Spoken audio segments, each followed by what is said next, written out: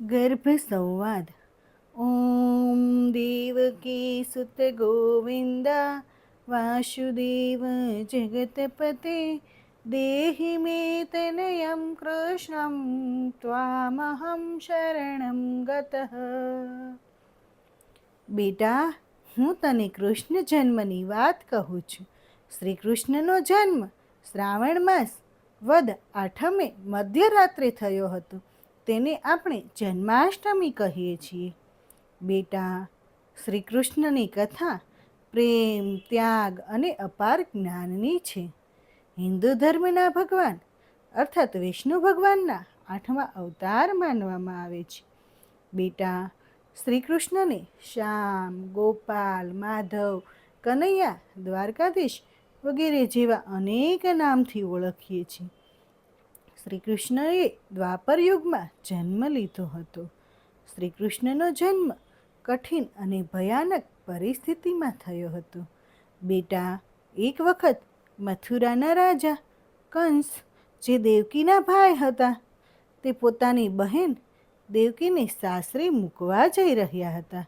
ત્યારે રસ્તામાં અચાનક આકાશવાણી થઈ. આ આકાશવાણીમાં કહ્યું કે તારી બહેન અર્થાત દેવકી જેને સાસરે લઈ જાય છે, તેના ગર્ભથી ઉત્પન્ન થનાર 8મું સંતાન તારો વધ કરશે. કંસ ભયભીત થઈ ગયા. ત્યારે તેણે દેવકીના પ્રાણ હરી લેવા કહ્યું. ત્યારે વાસુદેવજીએ વિનંતી કરી કે હું સ્વયં આવીને મારા સંતાનને તમને આપી દઈશ. દેવકીના પ્રાણ લેવાથી શું લાભ મળશે? કંસે વાસુદેવજીની વાત માની લીધી. વાસુદેવ અને દેવકીને મથુરાની જેલમાં મૂકી દીધા. ત્યારબાદ બેટા, થોડો સમય થયો પછી વાસુદેવજી અને દેવકીને ત્યાં એક સંતાન જન્મ લીધો. કંસને આ વાતની ખબર પડી. ત્યારે તે જેલમાં આવીને તે બાળકનો વધ કર્યો. આ જ રીતે વાસુદેવજી અને દેવકીના એક એક કરીને 7 સંતાનનો વધ કર્યો. બેટા, પછી 8મા સંતાનનો વખત આવ્યો, એટલે કે શ્રી કૃષ્ણના જન્મનો.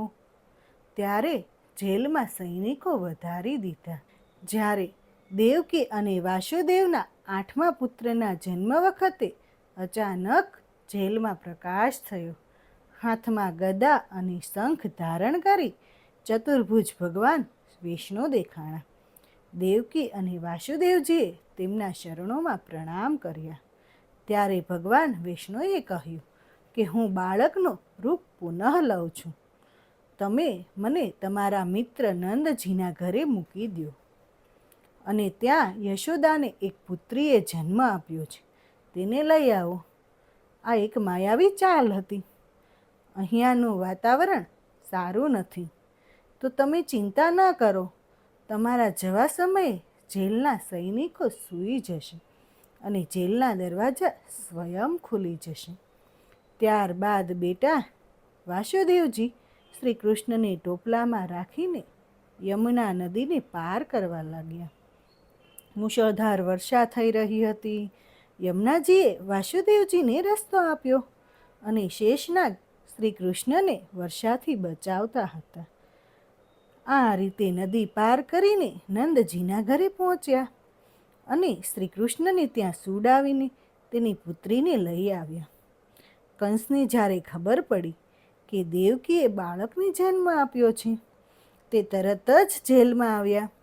તે બાળકીને છીનવીને વધ કરવાનો પ્રયત્ન કર્યો. તે બાળકી તરત જ હવામાં ઉડી ગઈ અને બોલી કે પ્રાણી, મારો વધ કરવાથી તને શું મળશે? તારો વધ કરવાવાળો તો ગોકુળ પહોંચી ગયો છે. આટલું બોલી અદૃશ્ય થઈ ગઈ. કંસ વધારે ભયભીત થઈ ગયો. તેનો કાળ જન્મ લઈને તેનાથી બચી ગયો હતો. ત્યાર પછી બેટા, નંદજી અને યશોદાજીના ઘરે શ્રી કૃષ્ણના જન્મનો ઉત્સવ ધામધૂમથી ઉજવવામાં આવ્યો. નંદ ભયો નંદ ઘેર જય યશોદા લાલ કી ના નામના નારા ગુંજવા લાગ્યા. સંગીત સાથે નૃત્ય થવા લાગ્યા. આખું ગોકુળ ઉત્સાહિત થઈ ગયું. બેટા, પછી કંસે તેમની માનીતી બહેન પૂતનાને મોકલી. પૂતનાએ સુંદર સ્ત્રીનું રૂપ ધારણ કર્યું અને શ્રી કૃષ્ણને તેમના સ્તનથી ઝેરીલું દૂધ પીવડાવવા ગોકુળ આવી.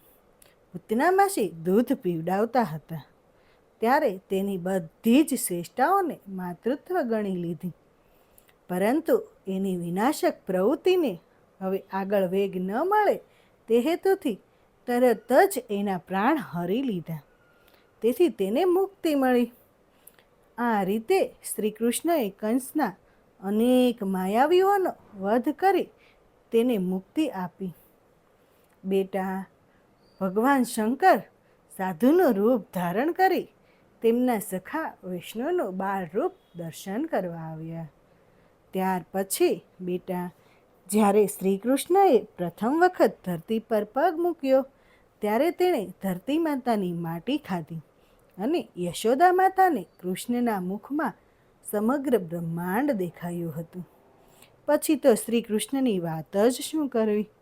શ્રી કૃષ્ણએ યશોદા માતા પાસે માખણ માંગે અને કહે, મને માખણ દ્યો, નહીં તો હું મટકી ફોડી નાખીશ, એમ કહીને મટકી ફોડી નાખતા અને યશોદા માતાને સતાવતા.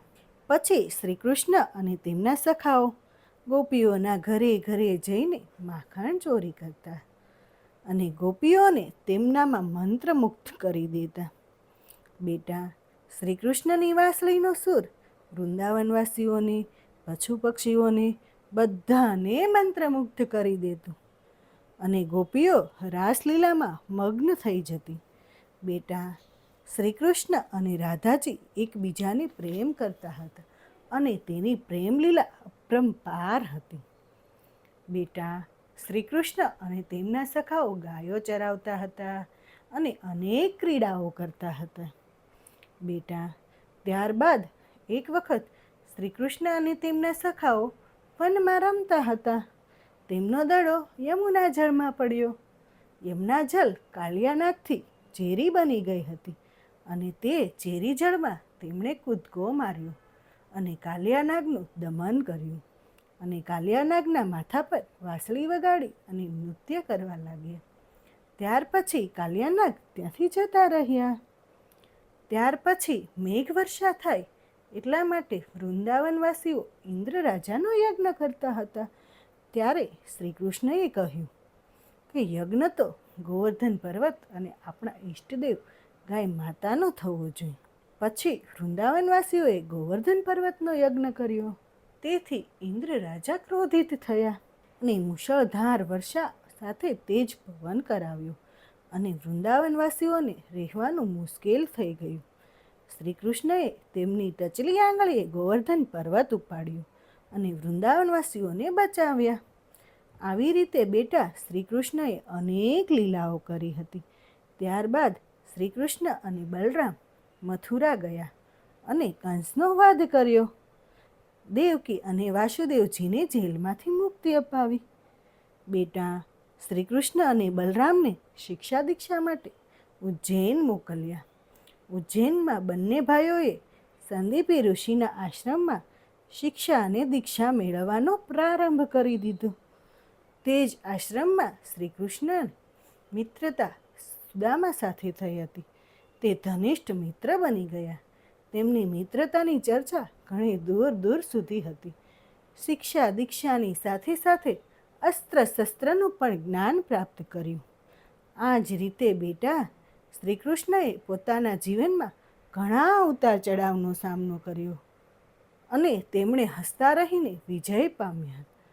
બેટા, તારે પણ પોતાના જીવનમાં આ જ રીતે હસતા રહીને વિજય પ્રાપ્ત કરજે.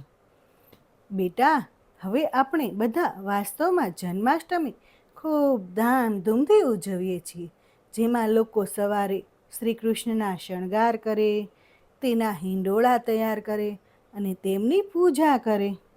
આખો દિવસ તે ઉજવણીની તૈયારી કરે અને સાંજે મંદિર, શેરી અને મહોલ્લાઓમાં વાસુદેવજી શ્રી કૃષ્ણને ટોપલામાં લઈને જતા હોય તેવી ઝાંખી કરે, ગરબા અને નૃત્ય કરે ત્યારબાદ મધ્યરાત્રે આરતી અને પૂજા કરે અને મટકી ફોડ કરે. પછી દહીં, દૂધ, માખણ અને પંજરીનો પ્રસાદ વેચે. બેટા, આ રીતે બધા ખુશખુશાલ જન્માષ્ટમીની ઉજવણી કરે છે. આપણે પણ આ જન્માષ્ટમી ધામધૂમથી ઉજવીને આનંદ માણીશું.